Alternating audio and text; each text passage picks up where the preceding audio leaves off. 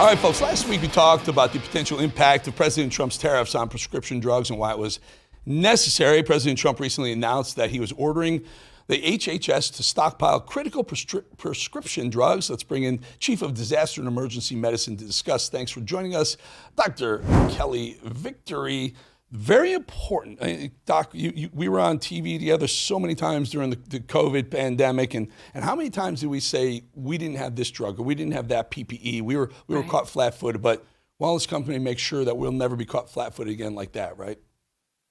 Absolutely. And independent, Eric, of how you feel about tariffs in general, it is critically important to bring pharmaceutical manufacturing back to the United States. For far too long, we have been overly reliant on China and to a lesser extent India for our pharmaceuticals or their active ingredients. As of today, more than 85% of those things come from China. Our greatest geopolitical foe is holding the control of whether or not we can get our blood pressure medications, diabetes medications, antibiotics, whatever. So it's critically important to bring that back to the United States. That said, it isn't going to happen overnight. We have to refurbish our moribund manufacturing capabilities, but that may take some years. So in the short term, the tariffs may in fact cause both an increase in the price of prescription drugs and also the availability, which is part of the reason why we at the Wellness Company started putting together these kits that we have. Not because I believe that you should, quote, stockpile drugs, but it's what I call rational readiness. Having on hand those critical medications and supplies that you and your family might need in the time not only of a crisis, but for simple urgent care issues, whether it's an upper respiratory infection, a bladder infection, sinus infection, skin wound, allergic reaction, all of those things. You don't want to be beholden to the medical system, to an urgent care, emergency department, or anywhere else you might be forced to go if you already have those things on hand. Doc, which of the wellness companies' medical kits you think is the best for people to have on hand, especially, I don't know, we keep hearing bird flus and things like that that could spark up again. Is there another pandemic on the horizon? Well, all of the kits are great and meet very specific needs. They all contain a host of prescription medications, Eric, that are written specifically for that individual. And all of the kits come with a very detailed guidebook to tell you how and when to use those medications. You can also avail yourself of a telemedicine visit.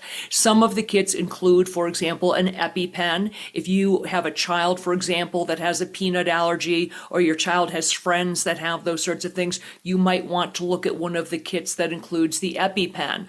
Others include antibiotics, antivirals, medications for nausea and vomiting, medications to treat common infections, upper respiratory infections, bronchitis, bladder infections, those sorts of things. And then there's a big, beefy field emergency kit that I helped to put together that's really far more than a first aid kit. It really is a survival toolbox, if you will, has a huge range of not only prescription medications, but also wound management supplies, that EpiPen, and a lot of other things that you might need at the time of a crisis. I just have a few seconds. Is anything, the parasite medical kit, will it keep Congress away from us? I'm kidding about that. but in all seriousness, the parasite kit, I mean, a lot of people are outdoors a lot, and in fact, a friend of mine over at Fox News, John Roberts, just came down with malaria, no less, in America.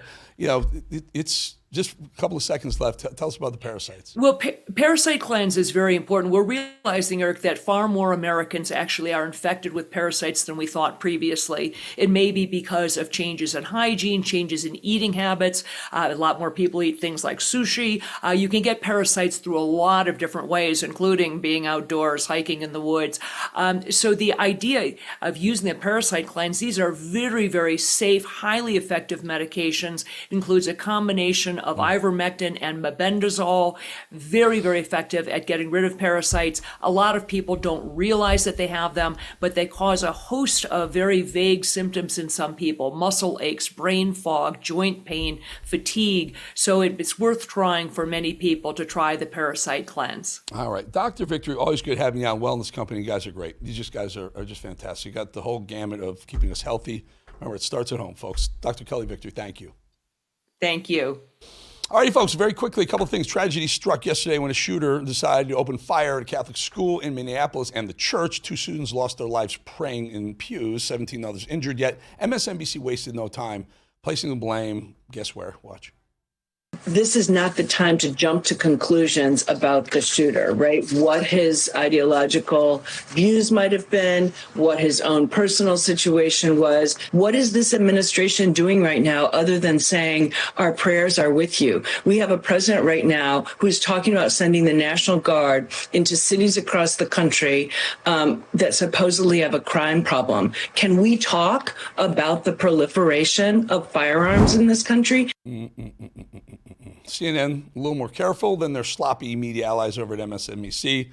They really made sure that it was they were discussing the tragedy. They didn't misgender the shooter. Listen. As I think people have been pointing out since this happened, you see obviously some real clues here as to what a motive could be, but they're not saying formally what it is yet. The Minneapolis Star-Tribune, just as another piece of the puzzle as to who the shooter was, the Minneapolis Star-Tribune says, according to court records, because there's been some confusion about what the shooter's name was. Yes. Robin Westman's mother applied to change her child's name in 2019. It was at one point Robert Paul Westman. Correct. But since she identifies as a female and wants her name to reflect that identification, was underage, it's now Robin Westman. Brian, Todd, thank you so much. Hey, Jake, it's Robert. It's a dude. Cut the crap. Very quickly, Ilhan Omar made sure to give her 2 cents. Watch. I mean, that is a question that we've asked ourselves when Columbine happened back when I was in high school. We've asked ourselves that question when we saw little babies being slaughtered in Sandy Hook. We continue to ask ourselves that question. What I can tell you is that we collectively have a solution. We know that when we allow as a country for guns to be accessible to people in the easy way that it is in the United States, we continue to have these kind of tragedies. It's not the gun, Elon. It's not the gun. It's a crazed lunatic dude that thinks he's a woman because it shot up with too many stupid drugs. All right, very quickly. I spent the morning with Patrick Bet-David and a couple other big names talking about the edge. This is something, folks, it's going to be big. Watch. I started with nothing but my body and my mind, and I fought my way to the top of 4 arenas built to break men. First, pro baseball, where every pitch can end your dream. Then Wall Street, where I became one of the highest earning traders in America. Then came television, primetime lights, millions watching every night, a test. And I put it in writing. Wake Up America, followed by The Swamp, calling out corruption by name. But the edge isn't politics. It's not about fame. It's about fire. It's about proving yourself when everything is on the line. Only the strong survive it. Only the ready rise through it. This is the edge.